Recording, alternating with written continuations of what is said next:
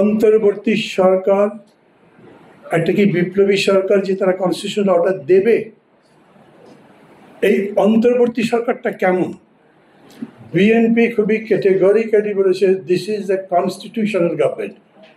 এটা 106-এর রেফারেন্সে সুপ্রিম কোর্টের রায়ে প্রতিষ্ঠিত।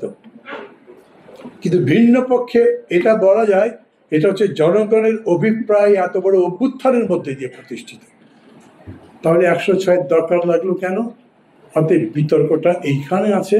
এবং এটার জন্যে যারা আজকে এই পিআরের কথা বলছেন তারা আবার পাল্টা বলছেন এই সরকারই বৈধ নয়, কারণ এই সরকার জনগণের অভিপ্রায়ের ভিত্তিতে কাজ করছে না। কিন্তু তারা মনে করে এই সরকারের রাইট আছে, জনগণের অভিপ্রায়ের ভিত্তিতে যেহেতু হয়েছে অতএব তারা স্পেশাল অর্ডার দিতে পারে। আমি মনে করি যে কদিন আমাদের হাতে আছে আমরা নিজেদের মধ্যে কথা বলতে পারবো।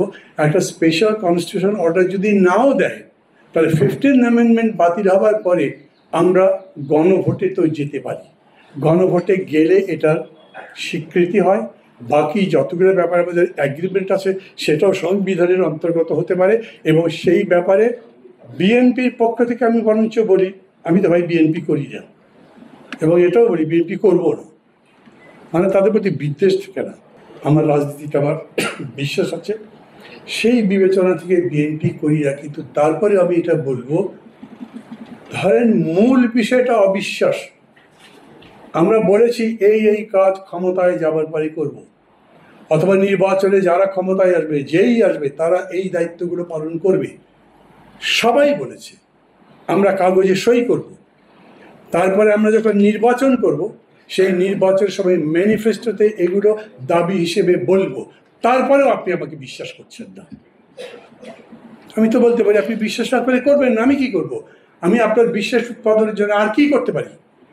কিন্তু বিএনপি বলেছে ঠিক আছে, আপনাদের যদি বিশ্বাসের সংকট হয় আপনারা বলেন কোন পদ্ধতিতে করলে বা কোন লিগ্যাল ফ্রেমওয়ার্ক আপনাদেরকে দিলে কিংবা সংবিধানের কোন ধারা প্রয়োগ করে এইটাকে জাস্টিফাই করা যেতে পারে।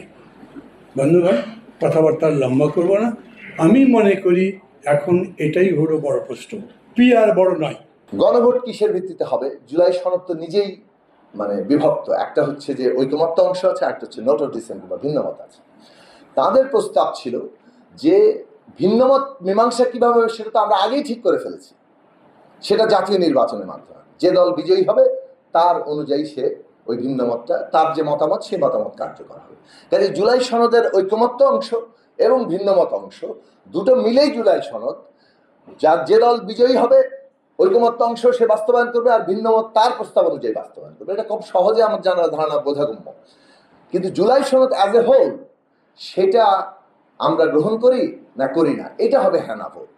অর্থাৎ জুলাই সনদের পক্ষে আর বিপক্ষে জনগণ তো রায় দিবে। সেটার মধ্যে দিয়ে জুলাই সনদ এবং এর যে জনগণ কর্তৃক এর যে বৈধতা সেটা তৈরি হবে।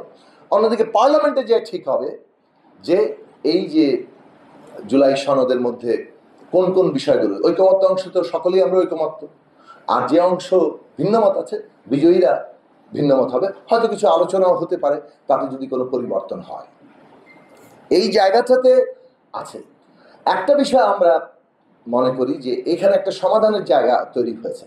যেহেতু 106-এর মধ্য দিয়ে বিশেষ পরিস্থিতির কারণে ডক্ট্রিন অফ নেসেসিটি থেকে এই সরকার গঠিত হয়েছে, আবারও আদালতের পরামর্শে যাওয়া যেতে পারে, অথবা আদালতের পরামর্শ আবারও না নিয়ে একই অর্ডারে যে ক্ষমতায় এই সরকার তৈরি হয়েছে সেই সরকারই 106-এর ধারাবাহিকতায় তারা এই গণভোটের সিদ্ধান্তের জায়গায় যেতে পারেন এবং আরেকটা কাজ করতে পারেন, আইনি বাধ্যবাধকতার জায়গা ঘোষণা দিতে পারেন। জুলাই সনদ বাস্তবায়ন হবে, যারাই ক্ষমতায় যাবে আগামী দিনে সংসদ ক্ষমতায় যাওয়ার বাদ দিলাম, আগামী জনপ্রতিনিধিরা এই জুলাই সনদ বাস্তবায়ন করতে তারা বাধ্য থাকবে। আজকে যদি আমরা সবাই নাকে খোঁজ দিয়ে সব অনেক কিছু জিনিস ঐক্যমত হয়ে যায়, কালকে যদি বাংলাদেশের মানুষ সেটাকে না চায়, ম্যান্ডেট না দেয়, তাহলে কি হবে? তো সহজ পথ হচ্ছে যেটা আমরা বিএনপির পক্ষ থেকে করেছি, পরবর্তী 31 দফা করেছি, যে আমাদের বিষয়টা আমরা তো পরিষ্কার করেছি, জনগণের কাছে নিয়ে গেছি, এবং 31 দফা নিয়ে আমরা জনগণের কাছে যাবো আবার। কিন্তু তার বাইরে গিয়ে যে একটা এক্সারসাইজ চলছে, এই এক্সারসাইজের মাধ্যমে লাভের থেকে ক্ষতি বেশি হচ্ছে, আমাদের যে বিবেচনা করতে হবে। জাতিকে কি আমরা কনফিউজ করছি প্রতিনিয়ত? জাতির মধ্যে কি আমরা বিভেদ সৃষ্টি করছি কোনো কারণ ছাড়া? খুবই পরিষ্কার কথা, প্রত্যেকটি দলের চিন্তা ভাবনা, দর্শন, ভবিষ্যৎ রূপরেখা থাকবে।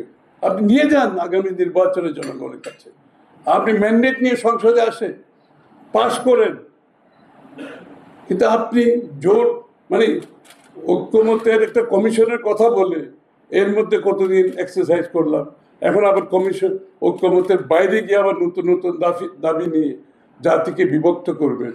আমি যেটা বলেছি প্রথমে, যেই সমস্ত দেশ এই অভ্যুত্থান পরবর্তী সময়ে এই প্রক্রিয়াতে ঢুকছে, এই চক্রের মধ্যে যারা পড়েছে, সেই সমস্ত দেশ আজকে অত্যন্ত খারাপ অবস্থায় আছে।